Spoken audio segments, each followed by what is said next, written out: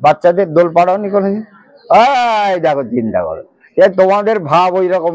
আমাদের অনুসুয়া মাতা দোলে দোলে দিচ্ছে, তিন দেবতা বলে বাহ আমাদের তো খুব ভালো লাগছে, মজা হচ্ছে, তো খাচ্ছি যাচ্ছি আনন্দে আছি, গান গাচ্ছে, ঘুম পাড়াচ্ছে, কোলে করছে, খাওয়াচ্ছে, তিন দেবতা মহা আনন্দে আছে। আর ওই দেবীরা বিপদে পড়েছে, নারদকে ডেকেছে, নারদ এসে বলতে কি হলো, বলে ওই যে তোমার আমাদের প্রভুরা কোথায়, ব্রহ্মা বিষ্ণু মহেশ্বর, সরস্বতী, পার্বতী আর লক্ষ্মী, এই তিনজনের, লক্ষ্মী তো এখানে আছেন, কিন্তু সবাই, বৃন্দাবন তো আছে। এখন বলতেছে আমাদের প্রভুরা কোথায় গেল, তুমি যে বললে পরীক্ষা নিতে, বলে পরীক্ষা নিতে বললে কি হবে, সে আর পাওয়া যাবে না, বর আর পাবা না তোমরা, এর জন্মে আর বর পাচ্ছ না, আর বর হবে না।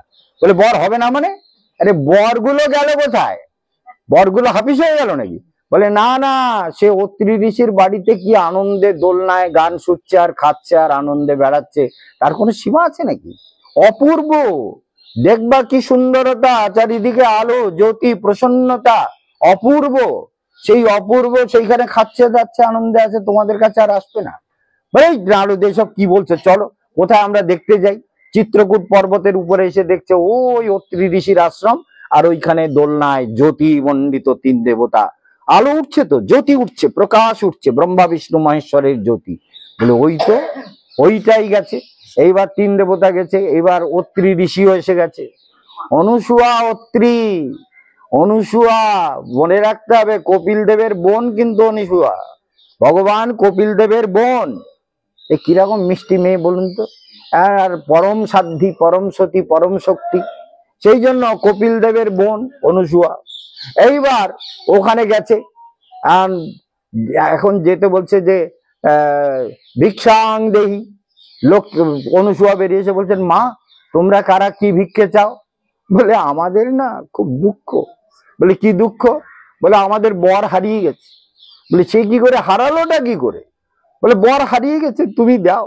বলে আমি বর তৈরি করবো কোথা থেকে, এইসব কি কথা? এইবার অত্রি ঋষিও এসে গেছে, এসে বলছে কি ব্যাপার? বলে দেবী তো ওদের বরকে দিয়ে দেওয়া না ওই রকম করে, আর দেবীদের ভুগিও না, ওদের বর দিয়ে দাও। আমি কি দেবো? আচ্ছা ঠিক আছে, তোমাদের বর, তোমাদের এই তিনটে বর না? বলে হ্যাঁ এই তিনটেই তো বর। বলে যাও চিনে নাও। এবার তিনজন গেছে, বলে এটা আমার বর, ওটা আমার বর, কোনোটা বর ঠিক করতে বুঝতে পারো। এবার যদি তোমার বিয়ে করে এখন যদি তুমি তোমার বর না চিনতে পারো, কিরকম হবে ব্যাপারটা চিন্তা করতে পেরেছো? এখন যদি সব একরকম হয় দেখতে, এইবার বর চিনবে কি করে, মহা সমস্যা। বর তো চিনতে পারছে না, চিনতে পারে সবাই মিলে, বুঝতে পেরেছো? তুমি তুমি আমাদের তপনকে চিনতে পারো তো? কি সমস্যা এইসব। এখন ওই তিন দেবতা মিলে তপন, আনন্দের ব্যাপার, বৃন্দাবনে আনন্দে ঘুরতে হবে তো, রাধারানীর ধাম। এইবার তিন দেবতা তারা দৌড়াদৌড়ি করে কিছু বলে এইটা আমার ওইটা আমার, কোনোটা চিনতে পারছে না। বলে দেবী প্রভুদের ফিরিয়ে দাও। তখন জল নিয়ে বললো ওম ত্রিদেবায় নমঃ, জল ছিটিয়ে দিতে তিন দেবতা প্রকটিত হয়েছে।